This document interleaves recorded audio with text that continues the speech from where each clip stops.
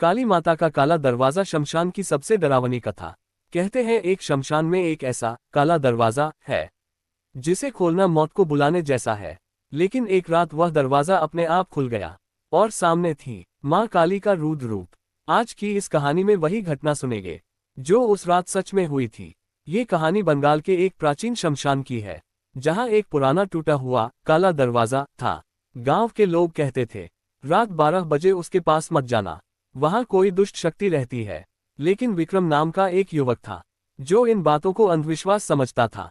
एक रात वह अपनी हिम्मत साबित करने दोस्तों के साथ शमशान पहुंच गया। उनमें से एक ने मजाक में कहा, चलो काला दरवाजा छूकर आते हैं।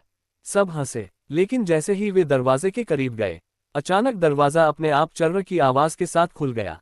भीतर अंधेरा ही अंधेरा, जैसे किसी गहरी खाई के अंदर झांक रहे हों। मिट्टी से हल्की हल्की कराह सुनाई देने लगी। विक्रम घबराया, उसके दोस्तों के चेहरे सफेद पड़ गए। अचानक हवा तेज हुई और दरवाजे के पीछे से एक काली परछाई बाहर निकली। लंबा शरीर, उलझे बाल और आंखें अंगारों की तरह लाल।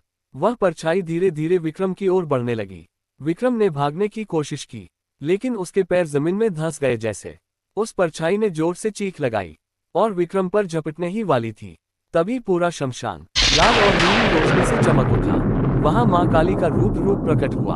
उनकी आंखें आग जैसे चमक रही थी, हाथ में तलवार और आसपास शक्तियां कांप रही थीं। मां काली ने उस दुष्ट परछाई पर गर्जना की, मेरे भक्त को छूने की हिम्मत कैसे की।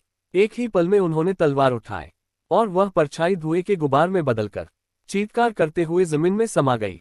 दृश्य इतना भयानक था कि विक्रम के दोस्तों की आवाज निकल ही नहीं रही थी। मां काली विक्रम के पास आई और बोली, डर और अहंकार इंसान को विनाश तक ले जाता है, सच्ची शक्ति भक्ति में है। उनकी ये बात सुनकर विक्रम के आंसू बह निकले। अगली सुबह गांव के लोग शमशान में विक्रम और उसके दोस्तों को बेहोश पड़े पाए। साथ ही वह काला दरवाजा हमेशा के लिए सील कर दिया गया। लोग आज भी कहते हैं वो दरवाजा किसी मानव का नहीं, काली माता के रुद्र क्षेत्र का था। जय मां काली, जय महाकाली।